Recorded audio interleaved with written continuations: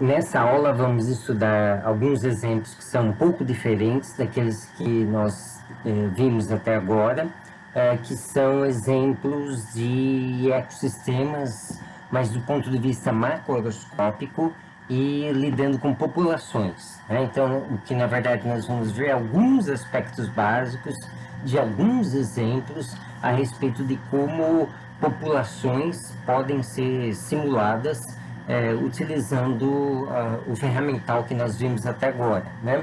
Então nós vamos aplicar exatamente a mesma receita de bolo que nós usamos na diferenciação celular, na mitose, na síntese de proteínas, na reação BZ, e vamos aplicar a populações em ecossistemas, né? Então tem algumas coisas que são mais básicas, né? Nós vamos ver o que é de mais simplório nesse campo. É um campo assim, bastante extenso e que há muitas décadas biólogos e outros profissionais se dedicam.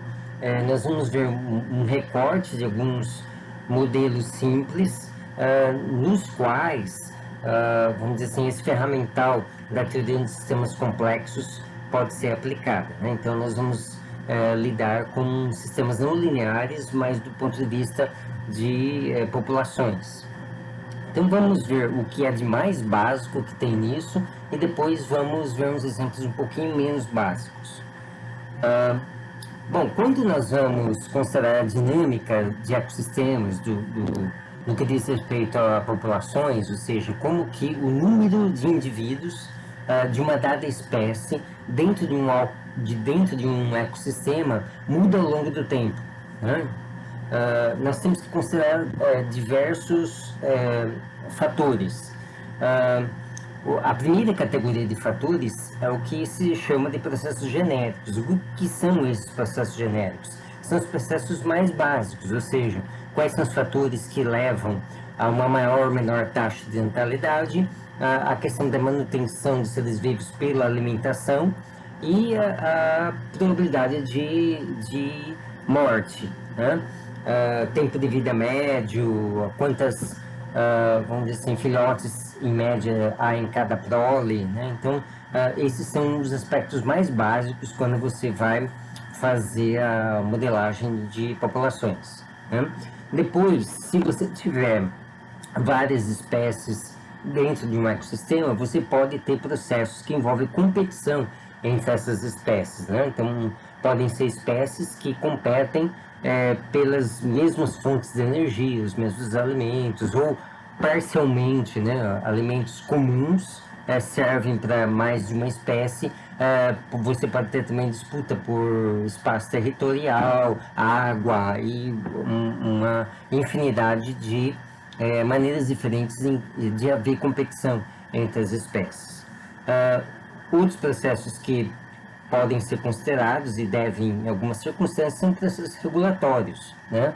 Então, processos em que independem, digamos assim, não estão relacionados com a taxa de natalidade, taxa de mortalidade, alimentação, mas que representam fatores que são importantes, né? Então, por exemplo, digamos assim, suscetibilidade de espécies à temperatura, a ocorrência de secas, vamos dizer, por exemplo, hábitos, né, daquela espécie, como no caso de muitos mamíferos, você tem que machos competem entre si pelas fêmeas, então você tem, vamos dizer assim, uma espécie de regulação da população devido às próprias hábitos, né, que aquela espécie tem. E depois processos envolvendo comunicação, né? Comunicação aqui não diz respeito a um avisar o outro que tem algum perigo, não é nada disso, mas quando você envolve fatores que dependem do espaço. Então, por exemplo, migração. Então, quando determinadas colônias, né, ou grupos de elementos de uma dada espécie, elas vão para outro local, por exemplo, em busca de melhores condições, né? Então você tem, que é o exemplo mais comum dessa categoria de comunicação que está sendo colocada aí, né? A migração. Então, vamos dizer assim que para que você simule corretamente o comportamento da evolução temporal de uma população, esses são os aspectos básicos que devem ser considerados, né? Evidentemente, se o modelo é simplificado ou se o exemplo é um exemplo mais simples, né? Ou alguma população que por um determinado motivo segue uma dinâmica mais simples, não todos esses 4 fatores podem ser considerados, né? Você pode considerar menos. Então vai depender também do grau de precisão que se quer reproduzir o comportamento de um dado ecossistema. Então vamos lá, vamos ver os exemplos mais simples, quais são os fatores mais básicos que, digamos assim, descrevem a dinâmica de populações. Então a primeira, evidentemente, é a taxa de nascimento, né? Então você tem uma tendência a ter uma população maior, caso a taxa de nascimento vai ser maior, né? Então a taxa de nascimento é tido como uma coisa, né? Ela vai representar um certo termo que vai fazer com que haja uma variação espacial do número de indivíduos aqui sendo representado por X, seria o número de indivíduos da espécie X dentro daquele ecossistema, como sendo proporcional ao próprio X, né? Então, existe aqui uma constante de proporcionalidade que nós vamos chamar de Ka. Por que K e não simplesmente uma constante, né? K é uma constante, A é outra constante, porque nós não chamamos K de uma única constante? Porque aqui nós vamos ter em vista que o A ele pode representar a quantidade de alimento presente numa dada região, e o K a probabilidade de encontrar esse alimento e de que aquela espécie efetivamente consiga se alimentar, né? Então, aqui você teria que a possibilidade da alimentação fazer com que a população aumente vai depender da probabilidade de encontrar um dado alimento e vai depender também da vamos dizer assim, disponibilidade de alimento dentro do ecossistema. Daqui a pouco nós vamos fazer um análogo à reação química desse processo e acredito que ali dá para entender melhor, ter essa informação como mais simples, mais natural, mais intuitiva. E além da taxa de nascimento, temos também a taxa de morte, né? As espécies não são eternas, então você tem uma certa probabilidade de morte, então você vai ter uma taxa de morte que é dada por menos dx, menos porque esse fator vai levar a uma diminuição da população, e D seria a probabilidade da morte, né? Aqui a letra usada D devido ao fato de que no inglês morte é death, né? Então você tem menos D vezes X. Aqui não é uma diferencial de X, é D vezes X. Ok, então esses são os dois fatores mais básicos que vão estar descrevendo a evolução temporal de uma dada população. Bom, o equivalente químico disso, né, lembrem-se que em todos os vídeos anteriores, em todos os casos que nós vimos de modelagem, nós partimos de um esquema do que está acontecendo, e o segundo passo seria obter um equivalente químico, porque é a partir do equivalente químico que nós podemos chegar às equações diferenciais, né? Então, olha só como que a gente vai fazer isso. Nós não temos propriamente reações químicas, né? Não é um exemplo de química que nós estamos dando, é um exemplo de biologia. Mas, como já dito, qualquer exemplo ele pode ser transformado num equivalente químico. Então, olha só, o que representa essa reação, entre aspas, aqui? Um animal X encontra o alimento e se reproduz. Então, você vai ter esse animal X mais o alimento, daí a pouco você vai ter 2 de X, né? Então, não quer dizer que o animal chega, o coelho chega, come uma cenoura e depois que ele termina de comer, você vai ter 2 coelhos. Não é isso. Isso é, digamos assim, um processo de longo prazo, mas é o que efetivamente vai acontecer, né? Também não é cada cenoura você tem um novo ser, né?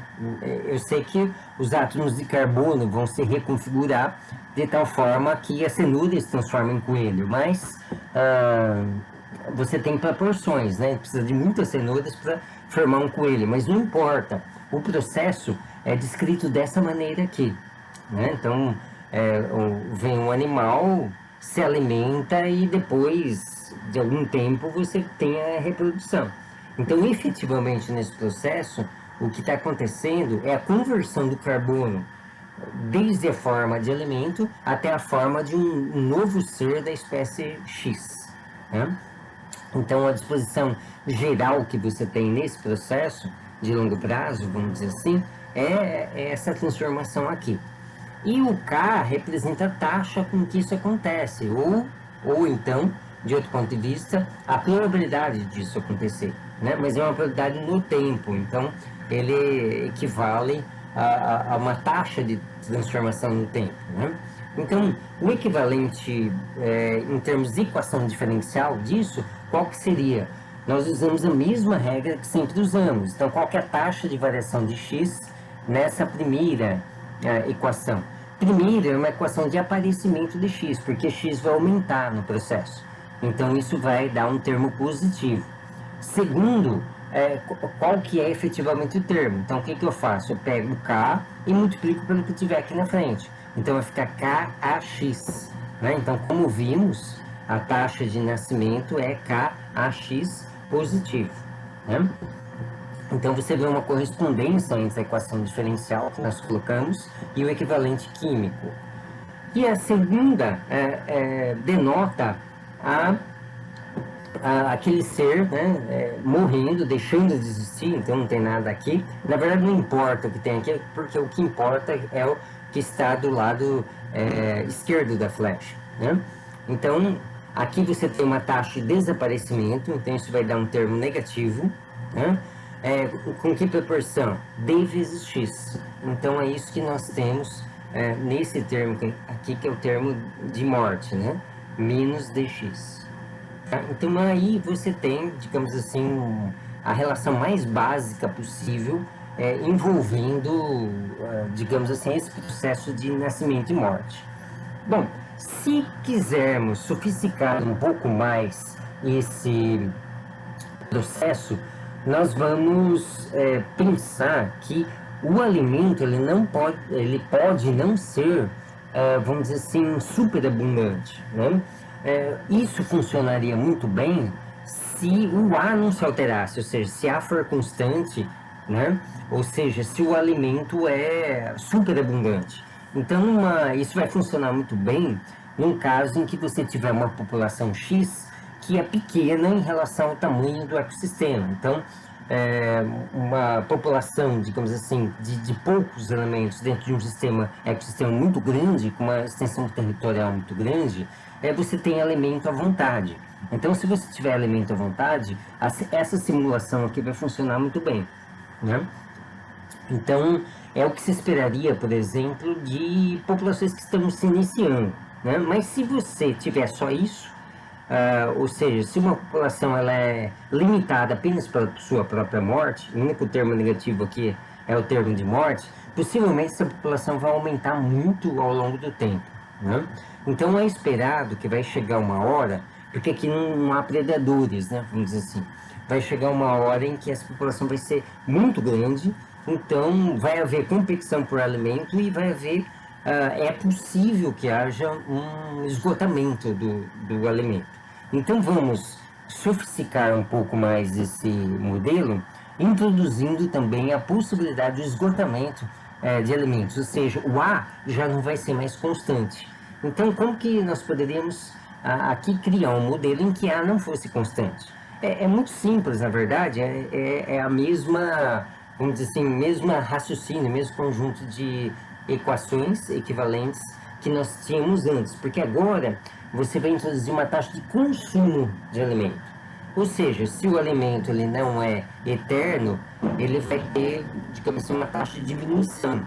Essa taxa de diminuição, eu vou dizer E o único fator que está contribuindo para a diminuição do alimento é o próprio consumo por parte da espécie X. Então, os elementos aí, os animais, os insetos ou o que quer que seja, que corresponda àquela população, está se alimentando daquele alimento, então o alimento está tendendo a diminuir.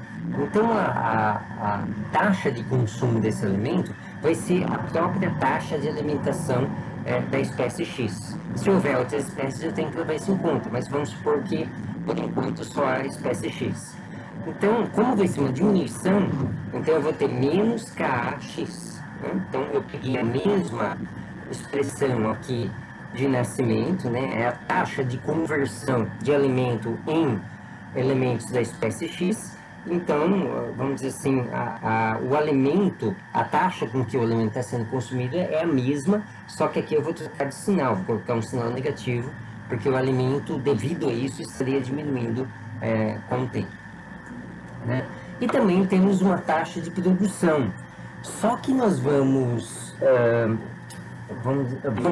criar uma perspectiva de que essa taxa de produção, ela equivala à taxa de morte da espécie X. Então, o que nós estamos dizendo?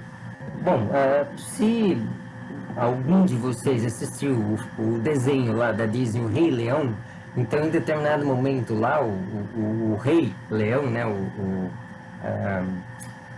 escreveu Mufasa. O Mufasa vai conversar com o filho dele, o Simba, e vai explicar o ciclo da vida, né? Então, qual que seria o ciclo da vida? Porque o Simba estava encucado, né? Estava intrigado, pensando assim, é justo nós leões nos alimentarmos dos antílopes, né? Os antílopes são tão bonzinhos e tal.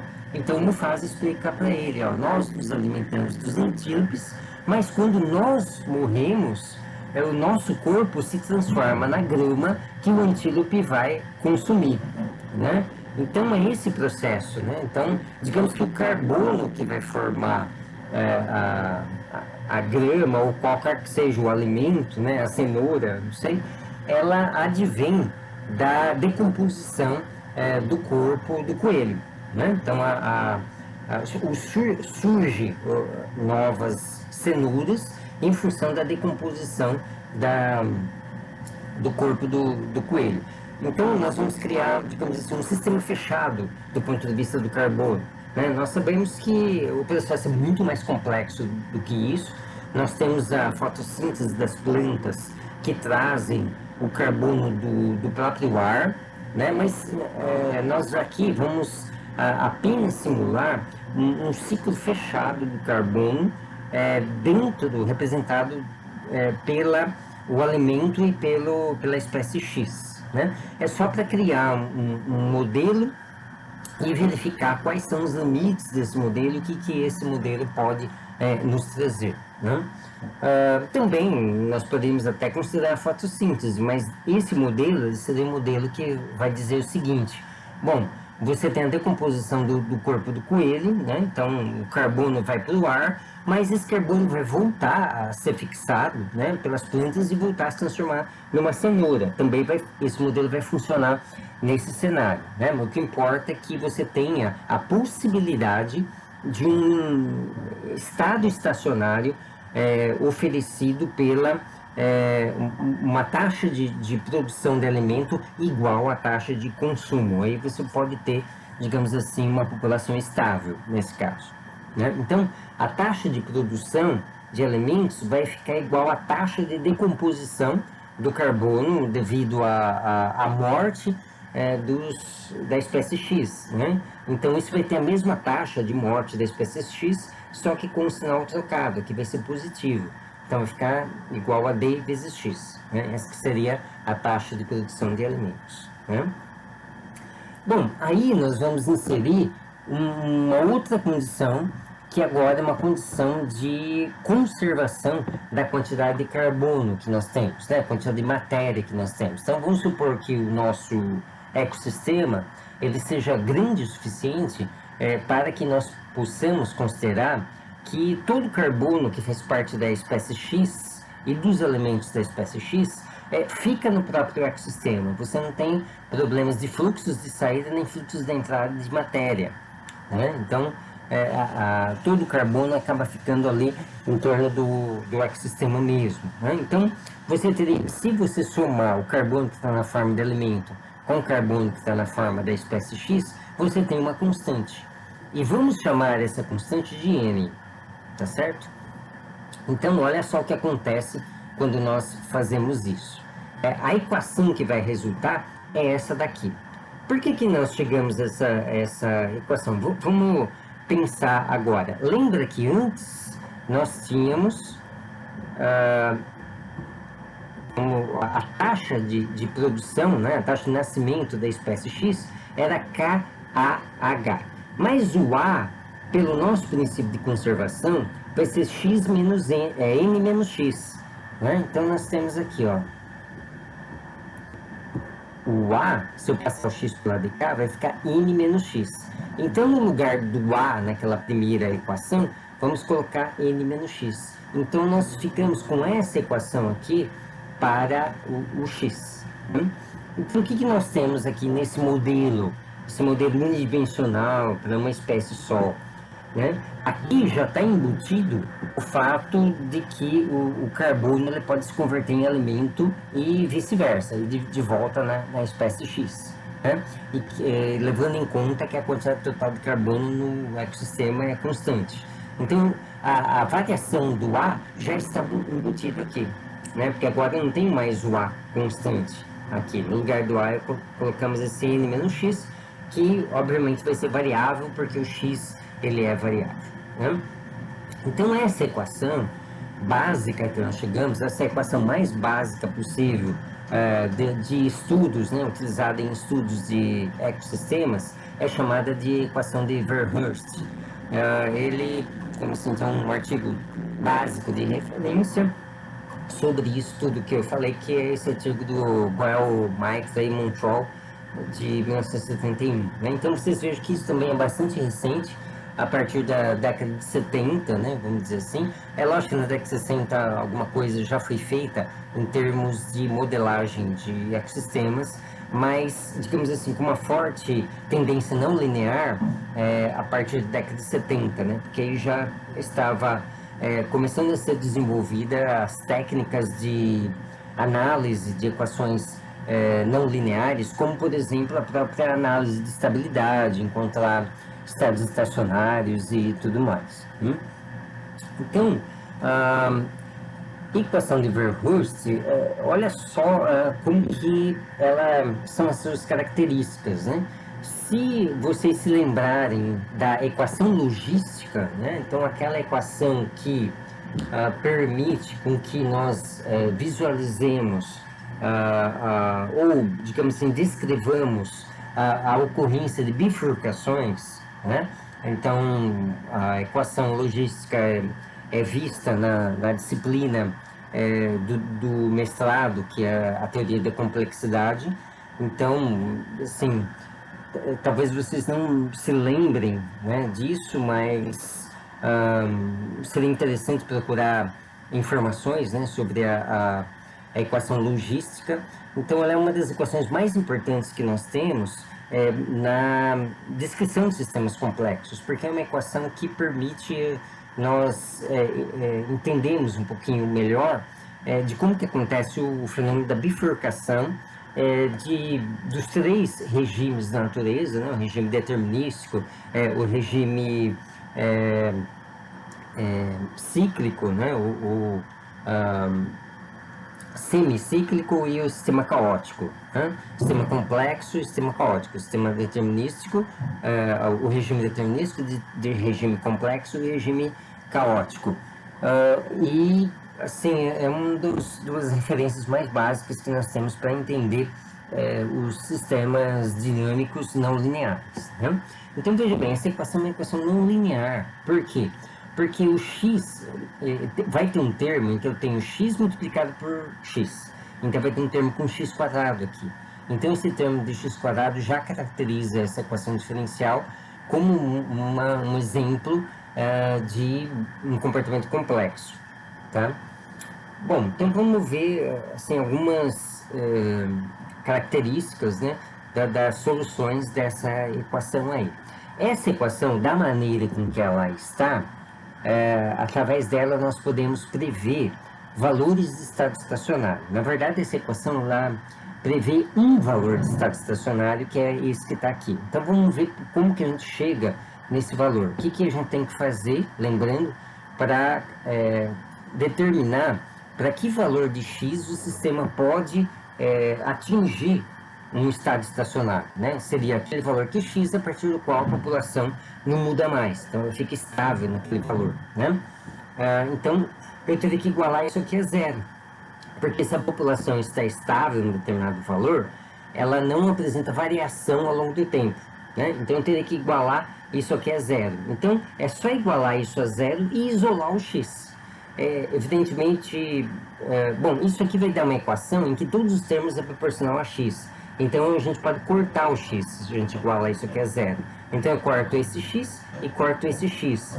Então eu vou ter k, que multiplica n menos x, menos d igual a zero. Então a gente pode passar o d do lado de lá e isolar o x que sobrou.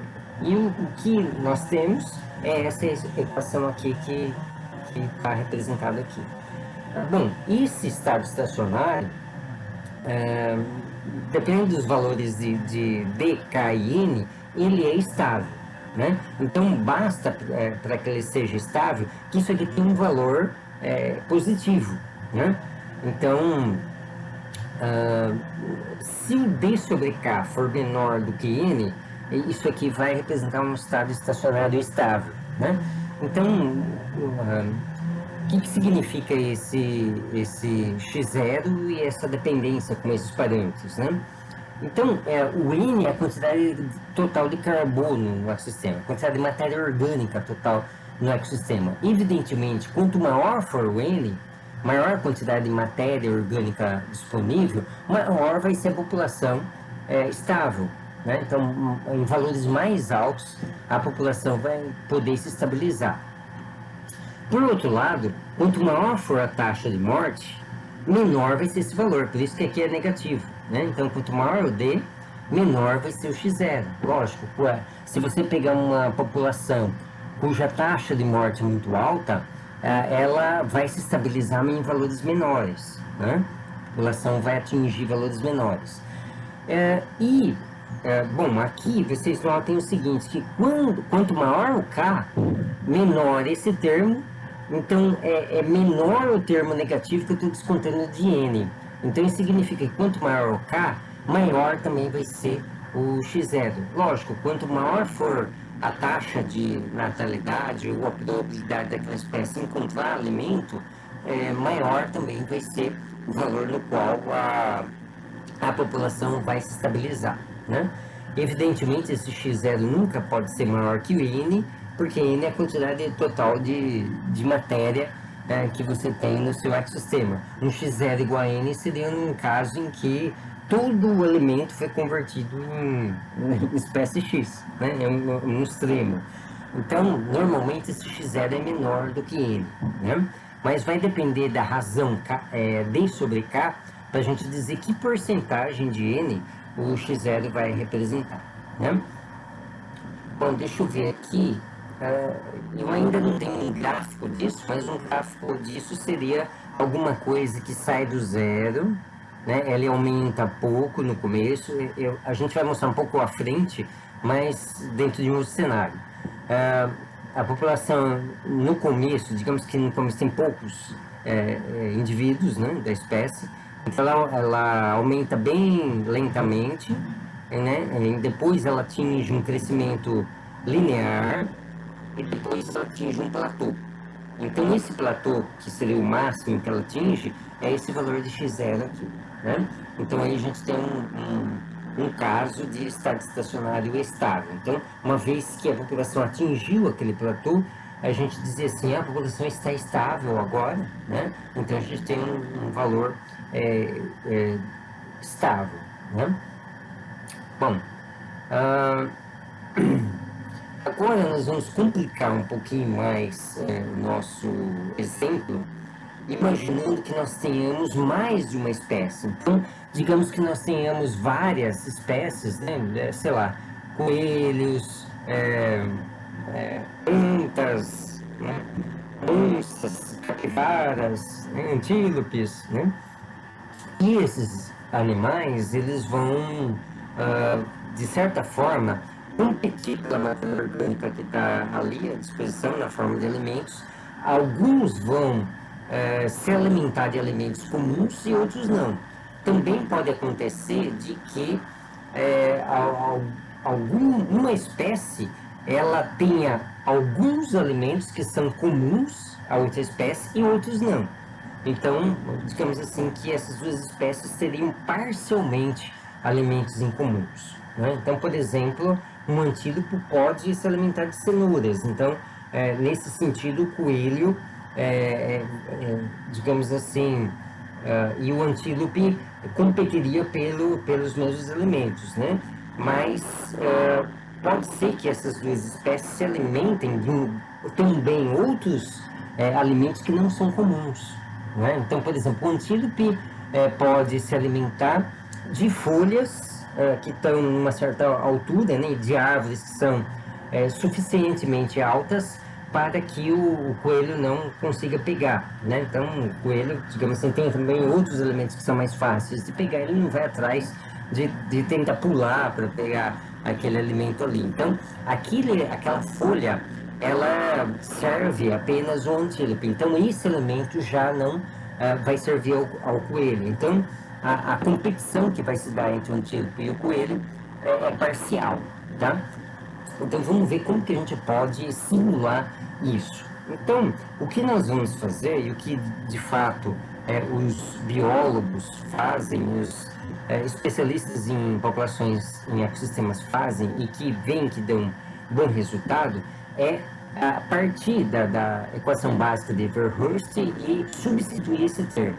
Então, no caso em que você tem várias espécies. Então, a equação para a espécie X num cenário em que há outras espécies no ecossistema vai ser essa equação mesmo, só que no lugar desse termo nós vamos substituir por outro termo. Esse termo fica inalterado, porque a morte é uma coisa meio particular de cada espécie, né? Então, cada espécie, por exemplo, tem um tempo de vida característico, médio, que é próprio daquela espécie, né? E lógico que ela pode ser predada por outra espécie, mas esse termo que não está representando isso, esse termo está representando a morte por outros fatores que não a predação, né? Então, aqui vamos substituir esse termo por qual termo? Um termo um pouco mais complexo, que é um termo mais que é parecido, né? Observe o seguinte, que em vez de eu ter um KX, eu vou ter um KIXI, porque vão ser, digamos assim, constantes e variáveis que vão dizer respeito à espécie I no sistema, né? Então, o I representa cada espécie diferente. Quando I igual a 1 é uma espécie, I igual a 2 é outra espécie, quando I igual a 3 é uma terceira espécie. Assim vai, né? Então, no lugar do KX, vamos colocar KIXI. E lá no interior, nós tínhamos N menos X. Então, no lugar do N, vamos colocar NI, porque vamos dizer assim que lógico que aqui poderia ser um N só, né? Se não houvesse possibilidade de fazer qualquer distinção entre a matéria orgânica que compõe uma espécie ou outra, mas é possível também que o material, a matéria com que uma espécie é feita não é exatamente igual ao que outra espécie é feita, então para tornar o modelo mais genérico possível, aqui vai um I também, né? O que vai mais se diferenciar é esse termo aqui, né? Então, antes nós tínhamos N menos X, agora no lugar desse X, nós vamos colocar um outro fator, que é esse fator aqui, que é uma somatória de beta e J, XJ. Então, o que quer dizer esses betas aí? Esse beta e J, como tem dois índices, ele funciona como uma matriz. Então, por exemplo, se nós tivermos apenas duas populações de duas diferentes espécies, né, nesse ecossistema, esse beta vai ser uma matriz 2x2, né? Então eu teria o I igual a 1 e o I igual a 2. Então eu teria o beta 1, o beta 1,2, o beta 2,1 e o beta 2,2. Eu teria que ter 4 valores de beta. O que significa o beta 1,1? O beta 1,1 é uma probabilidade da espécie 1 encontrar o seu alimento. O beta 2,2 seria a probabilidade da espécie 2 encontrar o seu alimento. Mas o beta 1,2 e o beta 2,1 seria um fator que vai representar o quão comum são os elementos das duas espécies, né? Então, se o beta 1,2 e beta 2,1 forem iguais a zero, significa que as duas espécies não competem pelos mesmos elementos. Mas se eles forem diferentes de zero, então sim, eles competem pelos mesmos elementos. Então, esse beta ele vai dar um termo de competição por alimentos que são comuns entre as diversas espécies, né? Se eu tiver 20 espécies, aqui vai ser uma matriz 20 por 20, eu vou ter que considerar quais elementos são comuns a cada par de espécies, cada combinação de uma entre as espécies, né? E esse termo que aparece, todo esse termo aqui, ele é chamado de termo de saturação dentro da literatura do assunto, né? Então, assim que nós podemos simular um ecossistema um pouco mais realístico, né, em que você tem diversas espécies habitando ali, tá?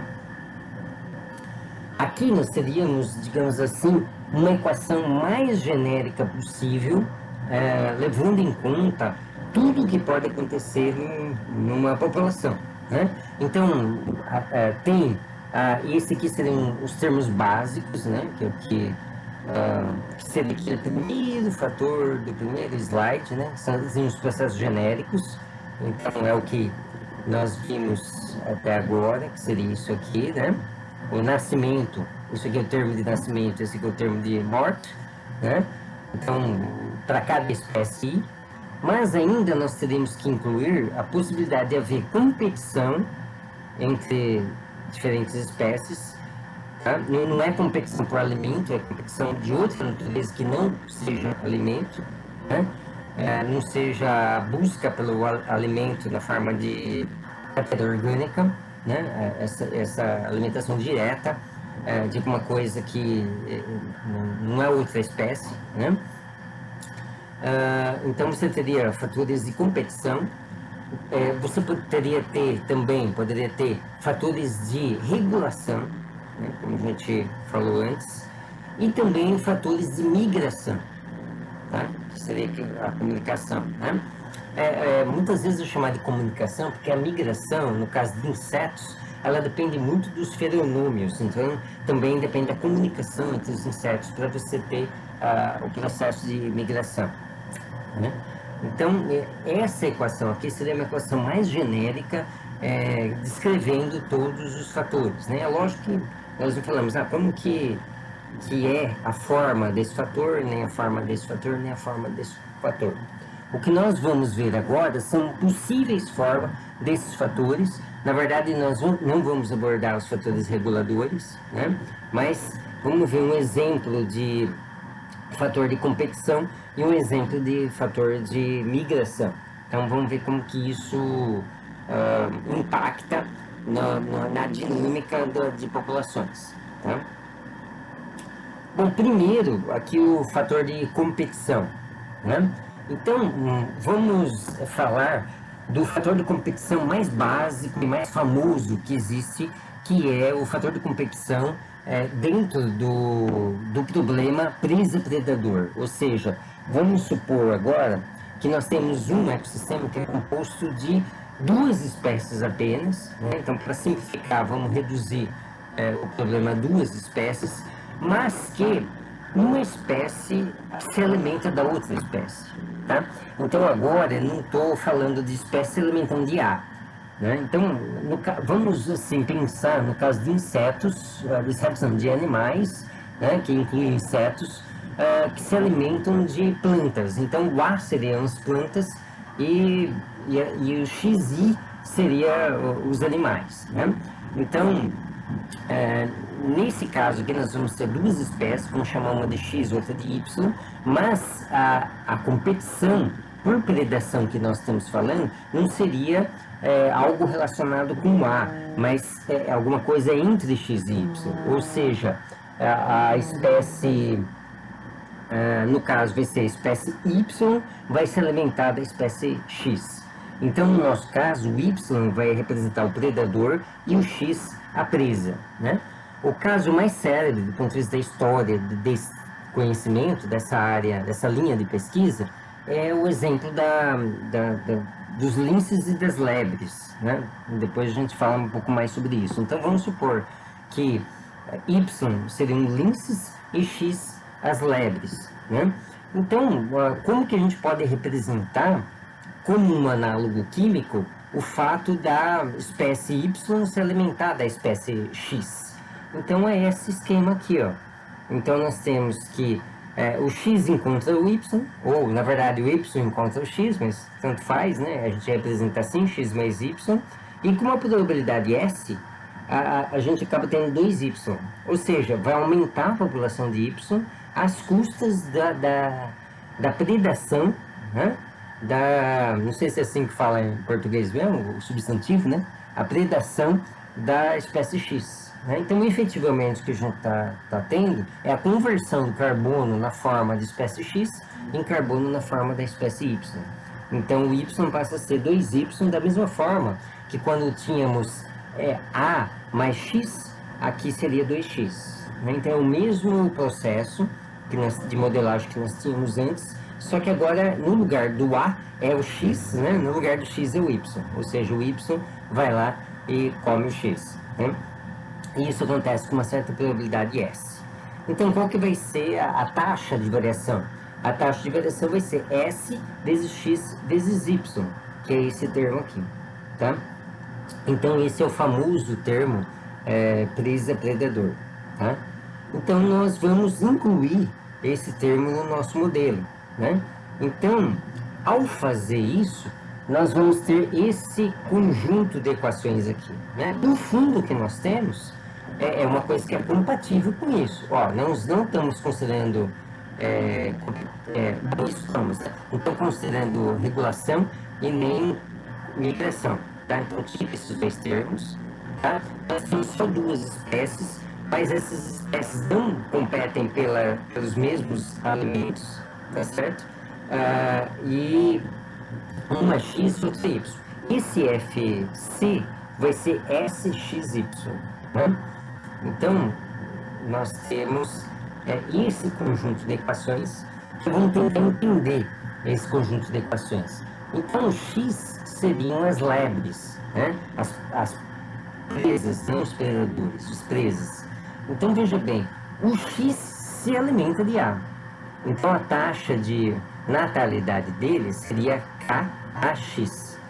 Mas vamos supor que o processo de predação seja muito mais provável do que a morte natural. Então, a maioria das lebres, vamos supor que morrem na boca do lince e não de morte natural. Então, aqui nós não vamos colocar menos dx. Nós vamos simplificar a equação, vamos desprezar o termo menos dx. Se quiser, pode colocar também, mas vamos imaginar um cenário em que é muito mais provável. Também nós podemos ter um cenário em que o tempo de vida de uma lebre seja grande o suficiente para que a probabilidade dela morrer por causas naturais seja nula, né? Então, ela é muito mais provável ela ser predada do que morrer de morte natural. Então, nós teríamos que essa seria a taxa de natalidade e essa aqui é a taxa de mortalidade, né? E o Y a gente vai desprezar qualquer possibilidade do lince se alimentar de grama, né? Ou seja, se alimentar de vegetais, né? Ele é carnívoro.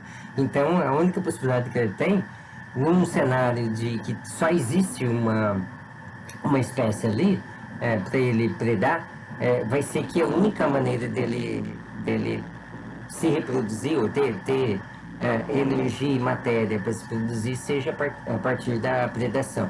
Então a taxa de natalidade dele vai ser a taxa de predação, né? SXY. Só que aqui vai ser positivo, porque para o predador isso conta positivamente para ele e para a presa conta negativamente. Então vamos pôr menos aqui. Mas como o lince, digamos assim, estaria no topo da cadeia alimentar, né, nesse cenário muito simplificado, aqui, ele estaria sujeito a morrer de causas naturais, né? Então aqui teremos que acrescentar o menos dy, tá? Então nós formamos um modelo aqui muito simplificado, né, que é chamado de modelo presa-predador, ou então modelo Lotka-Volterra, né? Então, é um modelo bastante simplificado sobre o processo, né, presa-predador, mas mesmo sendo muito simplificado, ele dá conta de nos dizer como que vai ser a dinâmica básica de um sistema desse tipo aí, né? Então, veja bem que é um conjunto de equações não lineares. Qual que é o termo não linear? É esse aqui, né? Quando nós temos multiplicação de duas variáveis, isso caracteriza o termo como um termo não linear. Esse termo é linear e esse termo é linear, mas esse aqui não é, né? Então, portanto, eu tenho não linearidade aqui e aqui também, né? E, digamos assim, que seja um sistema, como vimos antes, de que se ele tiver, digamos assim, um ponto fixo que não é estável, então é possível a existência de ciclos. Então é isso que é observado na simulação desse modelo. Então, se a gente for fazer o diagrama do espaço de fase, né, o gráfico em que x e y são colocados nos eixos, nós temos um comportamento que tem esse perfil aqui. Aqui são curvas para diferentes parâmetros de controle, né? Diferentes valores das constantes, né?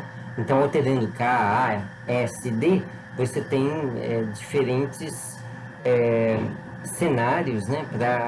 Para o ciclo, mas você vê claramente o ciclo existindo, né? Então, ele tem um formato característico, um formato meio ovoide, né? Mas você observa que você pode ter, em determinadas circunstâncias, em que é válida aquele conjunto de equações, de que as populações, tanto de presas quanto de predadores, variam ciclicamente ao longo do tempo, né? Então, esse modelo prevê isso. Aqui estaria o ponto de estado estacionário, mas nesse caso seria um ponto instável, né? Na lista tem um problema que pede para estudar isso, né? Então, esse modelo é muito particular porque ele é um pouquinho diferente quando a gente vai fazer a análise de estabilidade, né? Então, na verdade,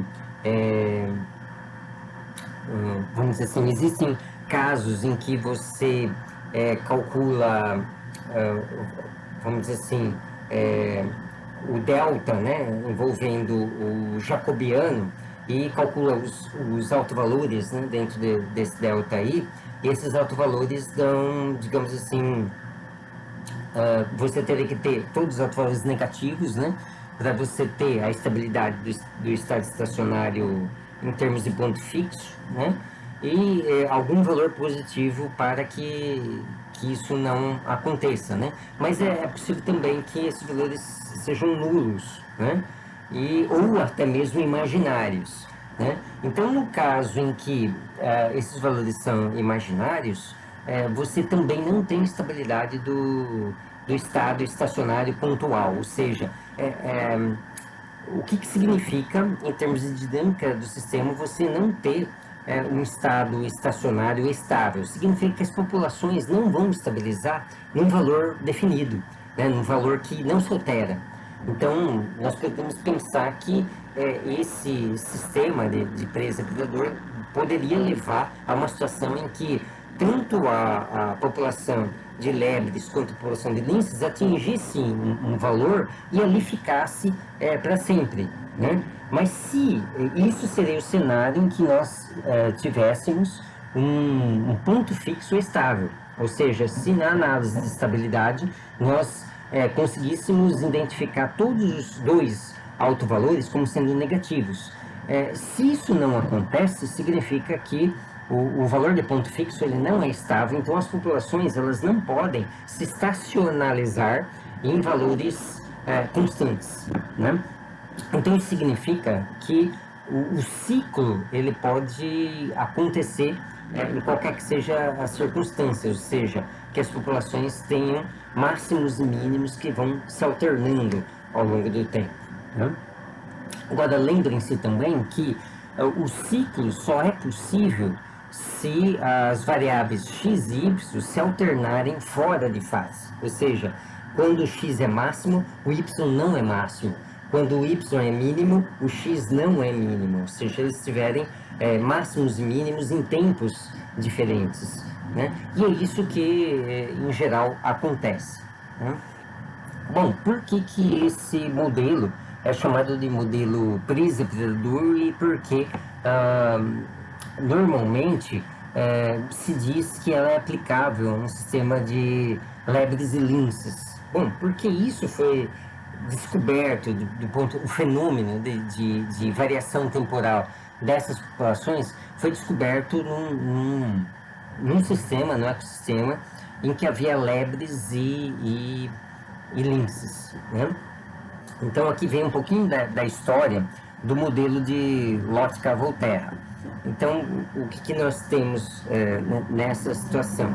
Bom, havia uma empresa, não lembro se é canadense ou americana, que lidava com produzir casacos com peles de linces, né?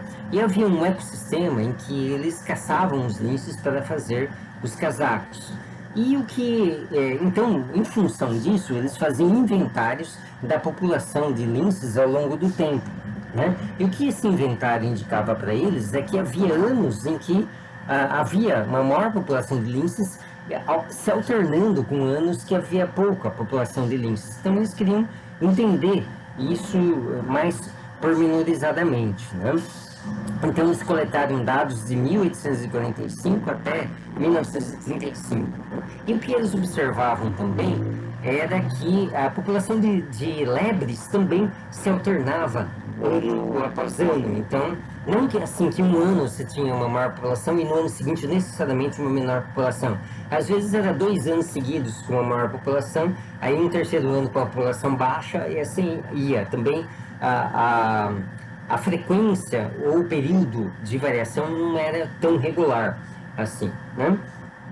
E então eles fizeram inventário das lebres também, porque nesse ecossistema especificamente é um ecossistema em que os linces se alimentavam basicamente de lebres, né? Não havia assim outras presas que eram, digamos assim, consumidas em escala ou consumidas de maneira significativa pelos linces. Então, os linces se alimentavam basicamente só de lebres, né? Então, aqui nós temos a população dos linces, que está interrompida, né, em linhas interrompidas, e a população de lebres, que está em linhas contínuas. Então, você vê como essas duas populações se alternam em valores mais altos e valores mais baixos, e essa alternância ela tem 2 características básicas. Primeiro, ela não é regular. Então você não tem, vão ser sempre o mesmo período de tal forma que seja um fenômeno totalmente previsível, né?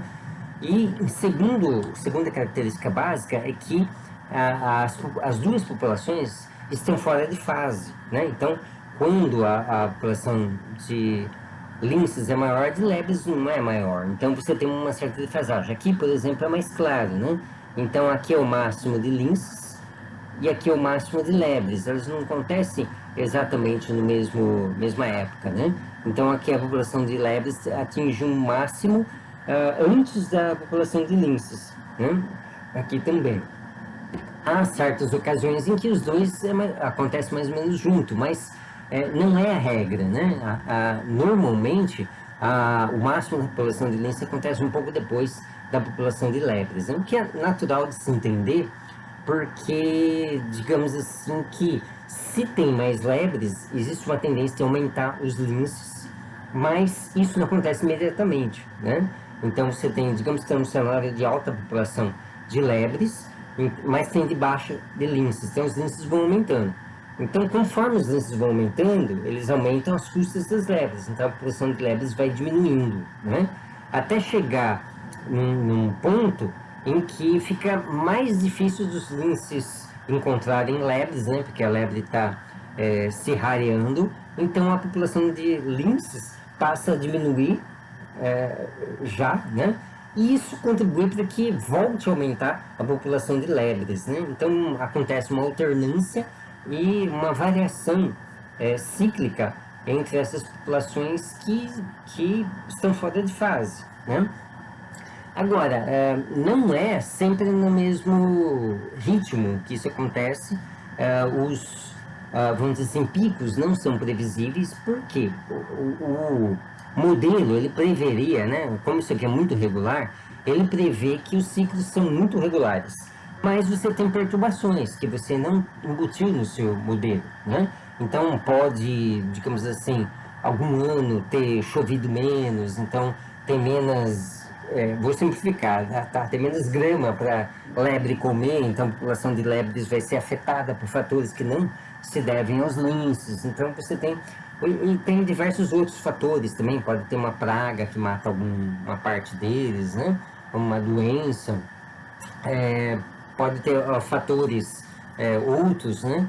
Que podem perturbar esse caminhar da dinâmica, digamos assim, né? Então, em função disso, você tem uma alternância que é mais complexa do que, de fato, o modelo prevê. Mas o que é básico que o modelo prevê é que você vai ter, vamos dizer assim, ciclos, ou seja, as populações não vão estabilizar em valores constantes e você tem uma defasagem temporal entre o ciclo das duas espécies. Então, isso o modelo consegue reproduzir, né? E mais ou menos qual que é o período, também. Vocês veem também que existe uma variação da periodicidade, mas ela acontece, mas você tem um valor de referência, tem uma média que ela é, de certa forma, representativa. Então, vamos dizer aqui, ó, que, por exemplo, vamos pegar esse período como um todo, 1845 até 1935, nós temos 90 anos. Então, quantos picos nós vamos ter? Vamos começar do presente para o passado. Nós temos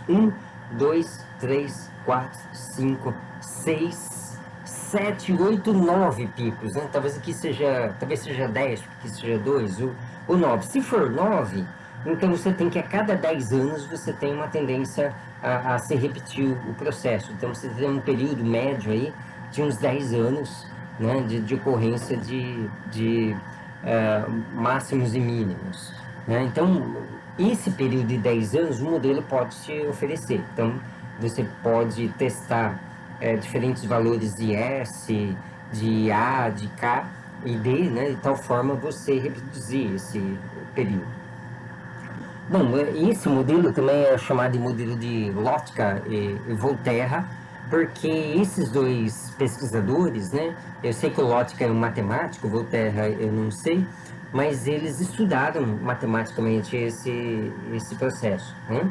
Eu acredito que a equação de Lotka-Volterra não foi deduzida por eles, né, na verdade, mas porque eles viveram, digamos assim, muito antes de 1970, né? Mas, vamos dizer, eles deram uma contribuição muito significativa para a compreensão desse processo, pela observação, registro dos dados, análise desses dados. Aí, então, o modelo, ele recebe o nome deles como uma homenagem, tá? Bom, esse é um dos modelos mais famosos que nós temos em dinâmica de populações. Então, na lista, vocês vão ter que, vamos dizer assim, se debruçar um pouquinho na análise, né, no estudo desse conjunto de equações, né, que leva ao modelo de Lotka-Volterra, tá? Mas eu digo para vocês que é um dos elementos mais famosos quando nós vamos estudar populações, tá? Agora, a seguir, vamos ver alguns outros exemplos que vão tratar de outros termos naquela expressão mais genérica possível que nós tínhamos antes de estudo de populações, tá? Então, nós vamos ver um caso que está relacionado com insetos, né? Bom, os insetos, nós sabemos, não são todos, acredito, mas alguns insetos, como formigas, eles, vamos dizer assim, têm como um dos parâmetros que os orientam na busca de alimentos os feromônios, né? Então, como que uma formiga que acha uma fonte de alimento, tipo um pouquinho de açúcar que caiu no chão, ela comunica às demais que, vamos dizer assim, ali tem, naquela posição, há um alimento. Bom, o que acontece é que a formiga ela vai andando e vai soltando uma substância que nós vamos chamar de substância P aqui, né? E essa substância ela exala um feromônio, que é um gás, que as outras formigas são sensíveis, né? Então, vamos dizer assim que a formiga, por todo lugar que ela vai, ela está lançando feromônios, né?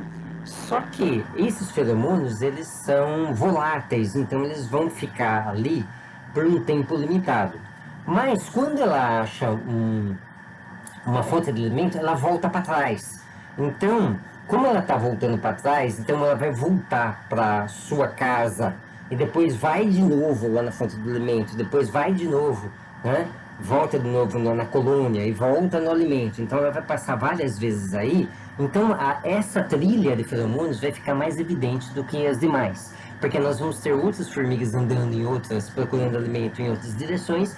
Então você vai ter feromônios em todo lado, mas aonde a formiga vai e vem, você tem um sinal mais forte, vamos dizer assim. Então é que acontece que as outras formigas também vão para aquele lado, vão lançar ainda mais feromônios. Então você vai ter um processo não linear de aumento dos feromônios numa dada direção. De repente você tem muitas formigas fazendo o bandeio, né? Pegando lá o alimento e levando para a colônia, né? Então você vai ter evidentemente um processo não linear nisso, um processo de retroalimentação, somente pode ser descrito por uma equação não linear.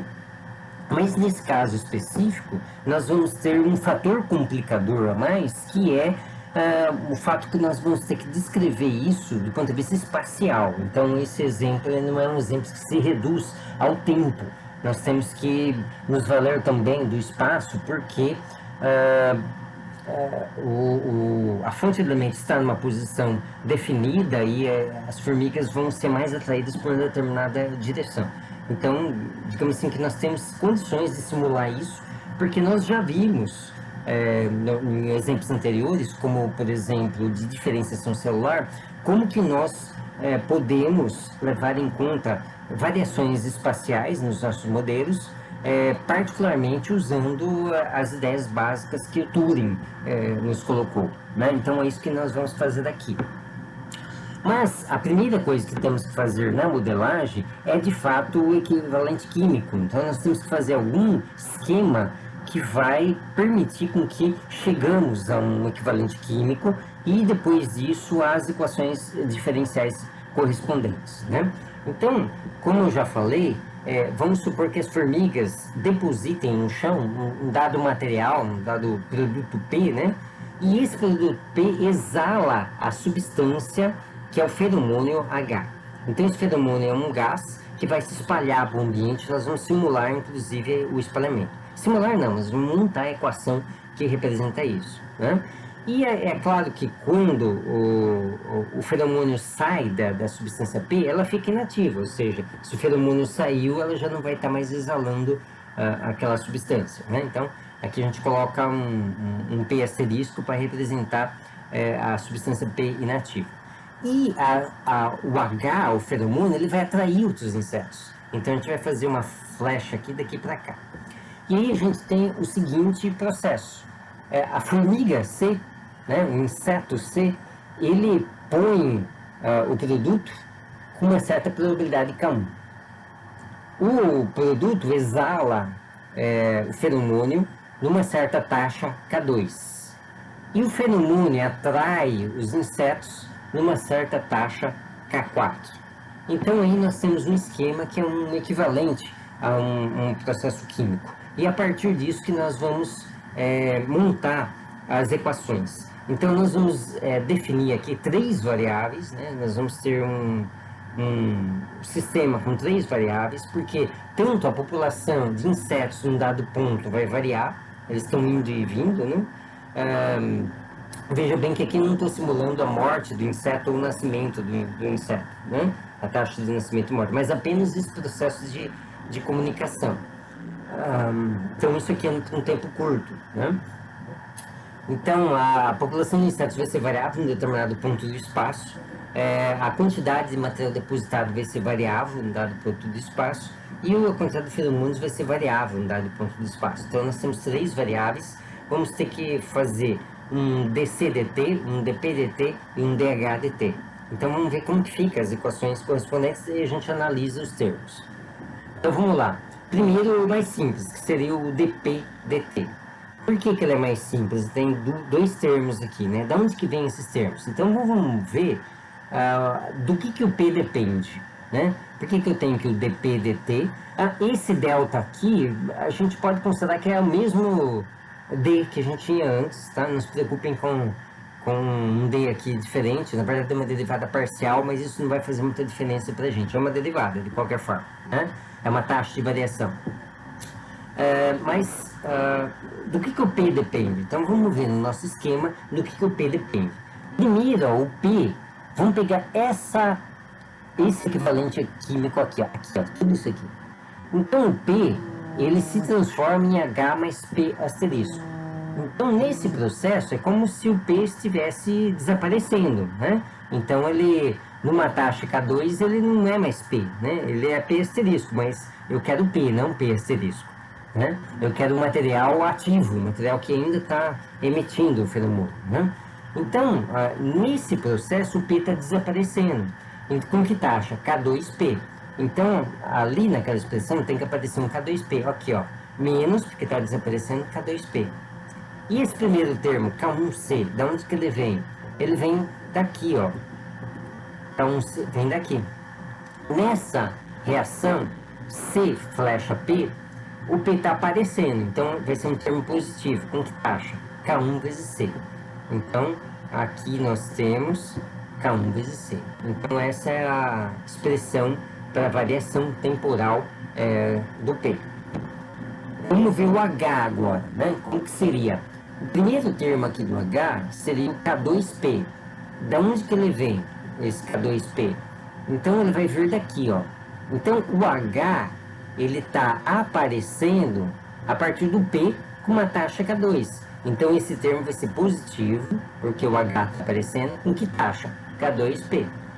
Então, temos aqui K2P. O próximo termo vai ser menos K4H.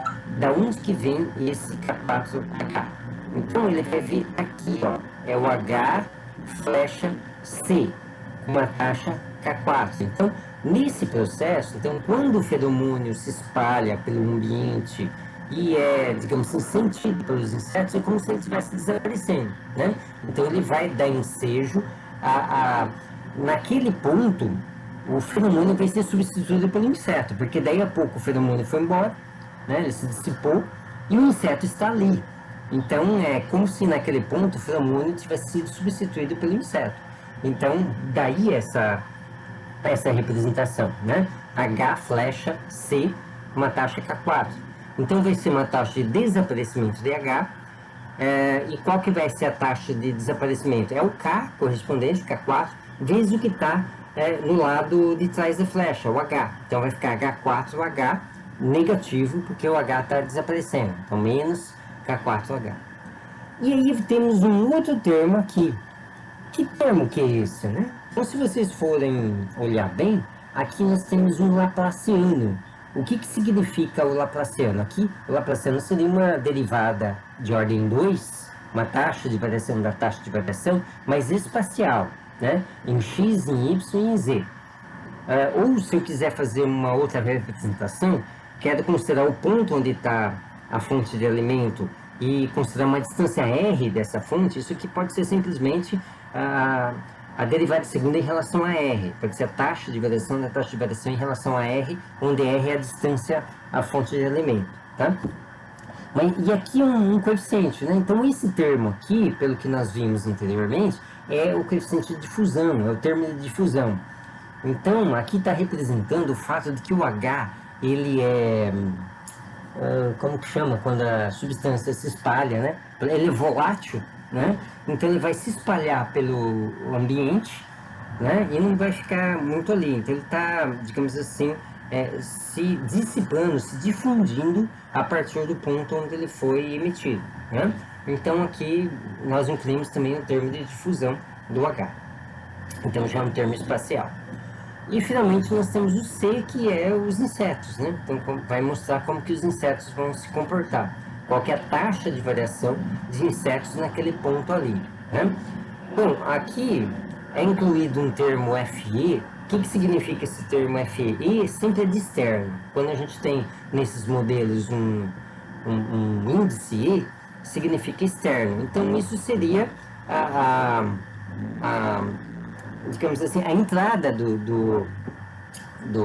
dos insetos na área que nós estamos considerando. Então, esse C tem que vir de algum lugar aqui, tá certo? Então, vamos supor, por exemplo, que nós temos a nossa área é a área de uma cozinha, tá certo?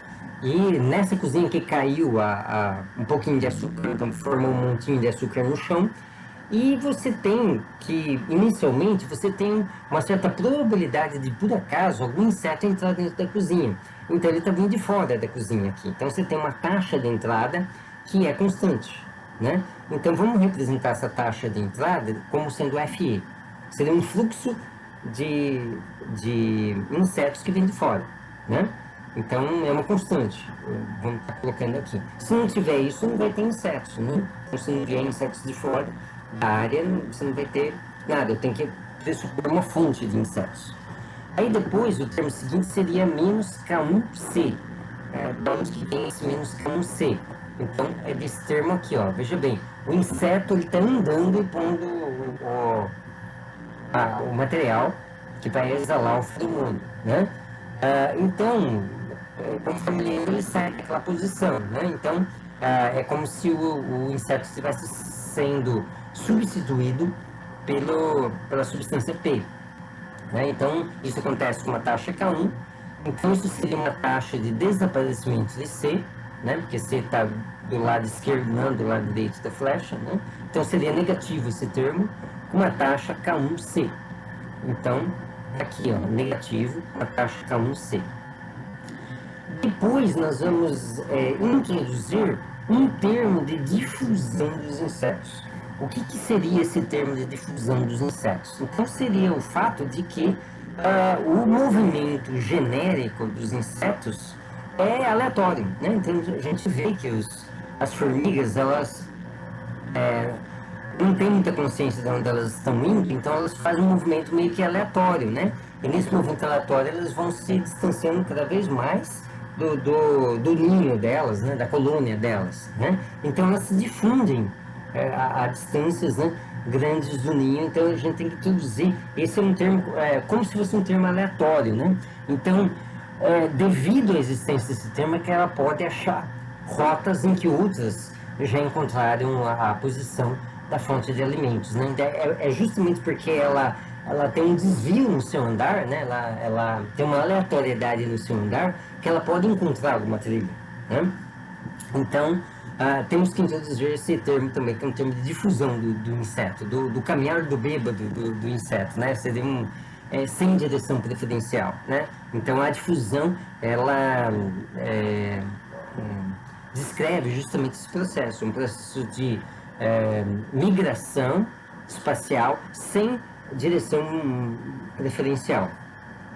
Mas nós temos que incluir também no nosso modelo para os insetos, né, no termo, na equação para os insetos, a possibilidade dele ter um movimento orientado, que vamos dizer assim, orientado pela disposição dos feronômios, né? Quer dizer, ele tem que ter uma possibilidade dele quando encontra o fenômeno, dele seguir aquele caminho dado pelo fenômeno, né?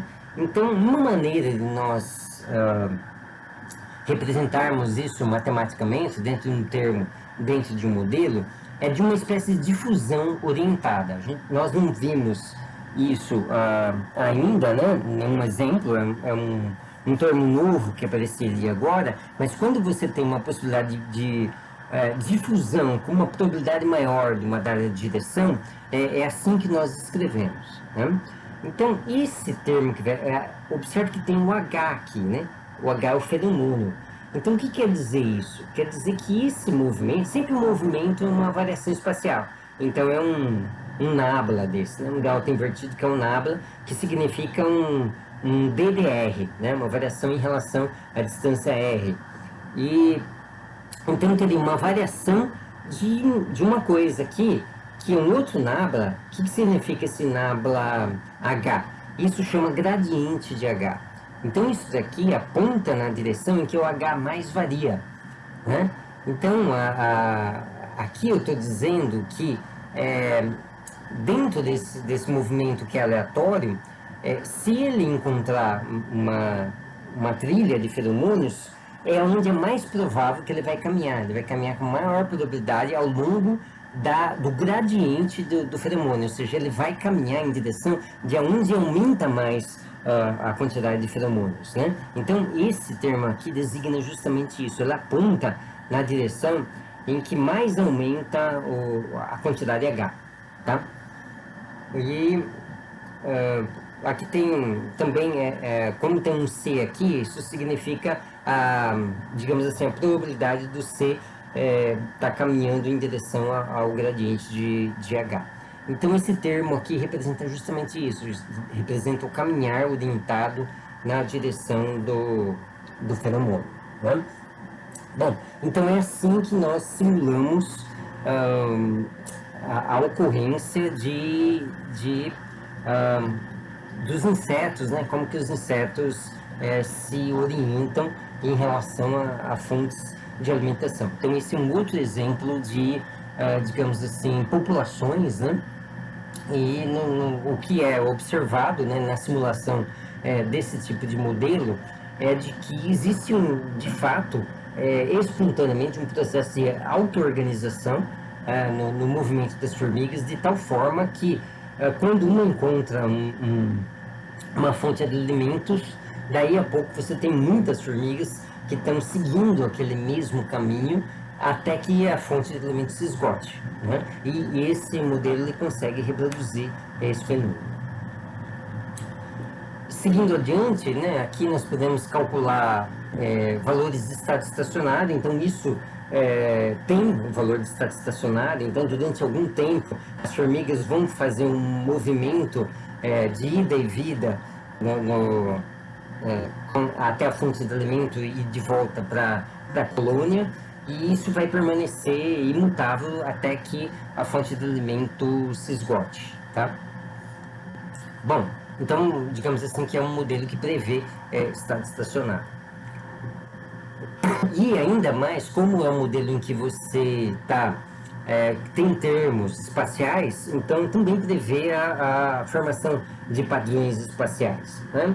Então, não é só o caso de formigas procurando alimentos que você está sujeito à formação de padrões espaciais, mas em qualquer caso em que você tenha insetos que se orientem por feromônios ou substâncias parecidas, né? Então, um exemplo disso é o exemplo dos cupins, né?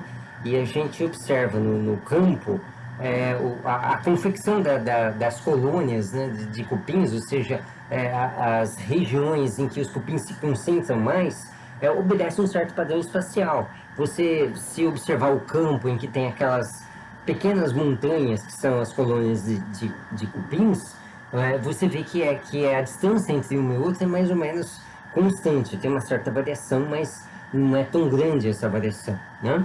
Não é aleatória essa variação, você tem um padrão formado, né? É um padrão que lembra muito isso, que é uma das soluções básicas daquele conjunto de equações ali, né? Então, digamos assim, bastante, embora muito simplificado, né? Você tem muitos outros fenômenos acontecendo, mas ele consegue, vamos dizer assim, reproduzir muitas das características básicas de organização de insetos, né, quando você tem esse tipo de comunicação. Agora vamos ver ainda um outro exemplo, tá?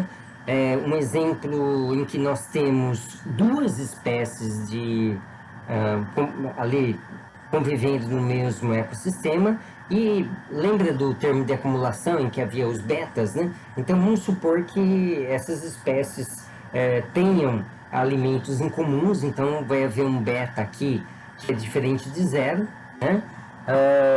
E vamos ter um termo de acumulação que vai ter esse jeito aqui, né? Então, a variação temporal da população 1, ela vai depender da população 2, e da população 2 da população 1, vice-versa. Então, nós temos duas equações diferenciais acopladas, são duas equações diferenciais que também são não lineares, né? Então, esse termo e esse termo são não lineares porque multiplica o x1 aqui, né?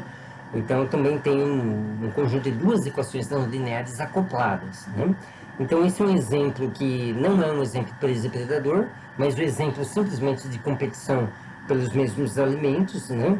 Então, vamos ver o que nós podemos ter daqui. Quando nós temos esse tipo de modelo, também é possível a existência de um estado estacionário, né? E um dos estados estacionários possíveis é um estado estacionário em que o x1 atinge a condição que nós tínhamos, né? Uma fórmula igual ao que nós tínhamos anteriormente, com o ecossistema como uma espécie só, ou seja, n menos d sobre k. Tá? Então a espécie 1 chega nisso, mas nessa solução estacionária é possível que a segunda espécie se extingua. Então, para esse tipo de modelo em que você tem competição pelos mesmos alimentos, existe a possibilidade da extinção de uma espécie, ou seja, o modelo prevê que é possível a extinção de uma das espécies, né? Então, parece uma coisa meio darwiniana, né? Então, você tem duas espécies competindo dentro do mesmo ambiente e uma delas deixa de existir em função dessa competição, tá? Então, o que eu gostaria de mostrar para vocês é que uma das soluções possíveis para esse tipo de sistema é uma solução em que uma das espécies se extingue, tá? E a condição para que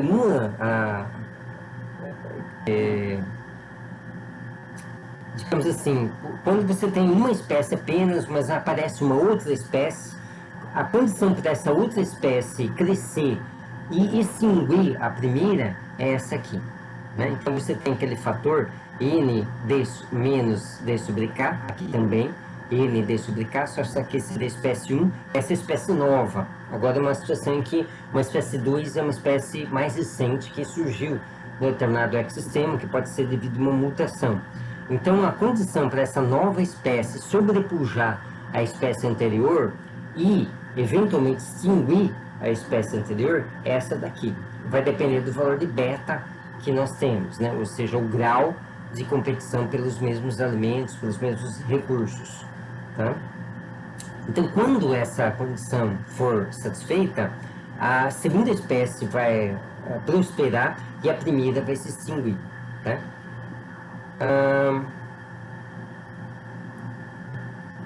Aqui seria para beta igual a 1, né? Então, beta igual a 1, isso se reduz a essa condição aqui. E esse seria o gráfico, né? Então, aqui, digamos que a gente tenha uma espécie x1, essa espécie x1 no começo não tinha nenhuma outra espécie para competir com ela, então ela vai crescer, crescer, crescer, até que a própria limitação de recursos e alimentos faz com que ela atinja um estado estacionário. Então esse estado estacionário que ela vai atingir é a solução estacionária daquela primeira equação que a gente viu, que é isso aqui. Tá? Então é n menos d sobre k. Como é a espécie 1, n1 menos d1 sobre k1. Então ela atingiu esse platô, mas aí digamos que houve uma mutação dessa espécie, ou uma outra espécie chegou por migração naquele local ali, e essa segunda espécie ela passa a competir pelos mesmos recursos, né? Então, se essa segunda espécie tiver um D e um K característicos que fazem com que este termo aqui seja maior do que esse termo, ela vai crescer. E como eles estão competindo pelos mesmos recursos, a população 1 vai diminuir. Então, quando essa aparece, a primeira começa a diminuir, né? E pode acontecer, se aquela inequação for satisfeita, que a população 1 ela se extingua. Então, fica a segunda população. Mas como a população ela tem K e D mais favoráveis, ela vai atingir um platô mais alto, ou seja, a sua população vai ser maior do que a primeira população. Então, digamos que a população 2 ela é mais apta para transformar a matéria do ecossistema na matéria que constitui o seu organismo, né? Então, portanto, a sua população ela vai se estabilizar num valor maior.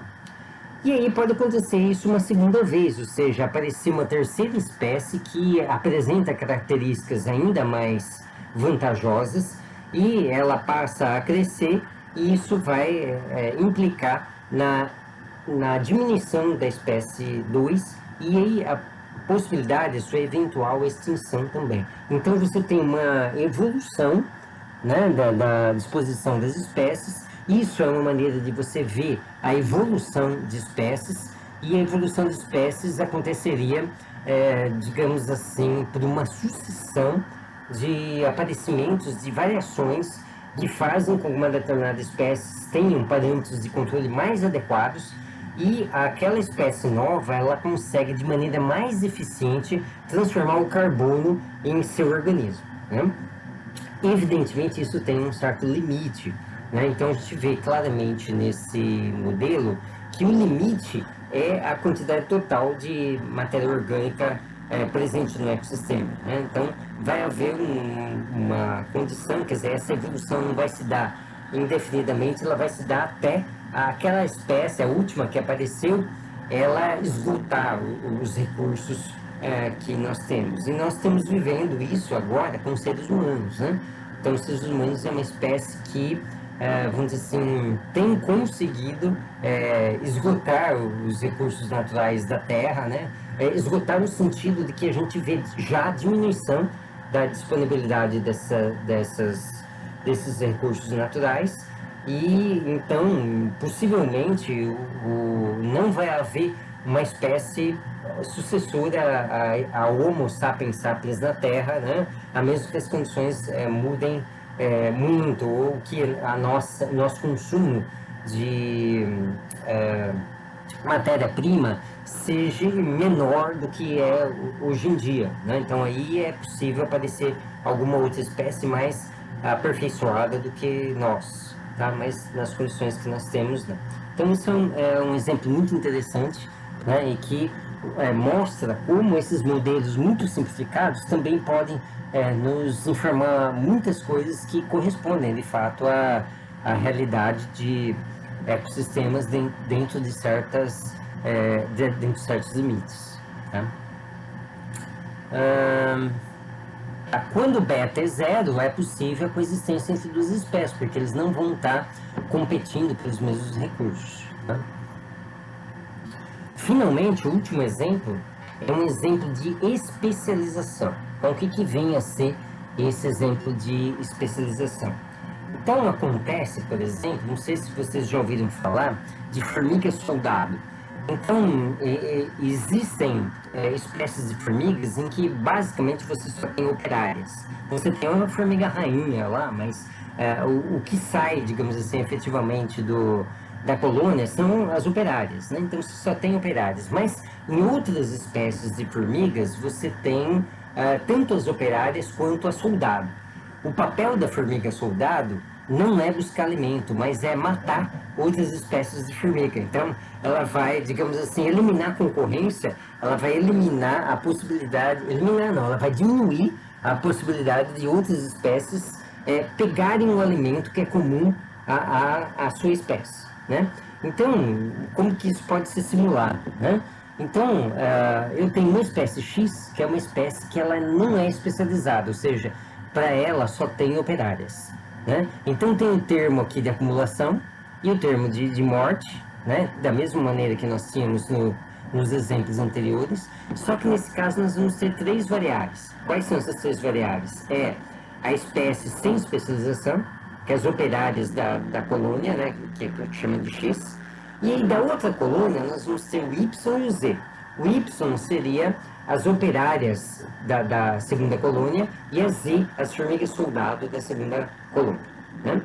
E a predação é representada por isso aqui, né? Então, as formigas soldado Z, elas vão predar as X, as formigas operárias da colônia vizinha, né? Então, você não tem um termo de diminuição aqui da população em X, tá?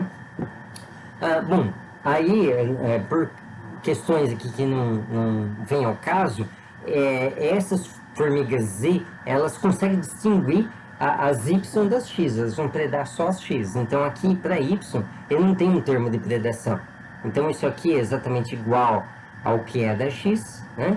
Mas ele tem um termo que é negativo também. O que seria esse termo negativo aqui? Bom, se eu gastei matéria orgânica, né, carbono, para produzir as formigas soldado, eu tenho menos formigas operárias, né? Então, esse é o preço que eu tenho que pagar pela especialização. Então, possivelmente a colônia Y, ela vai ter menos operários do que a colônia X, porque a colônia X, ela pega todo o carbono que ela captura e vai transformar em operárias, né? Já a segunda colônia não, ela tem que dividir o carbono entre operárias e formigas soldado, né?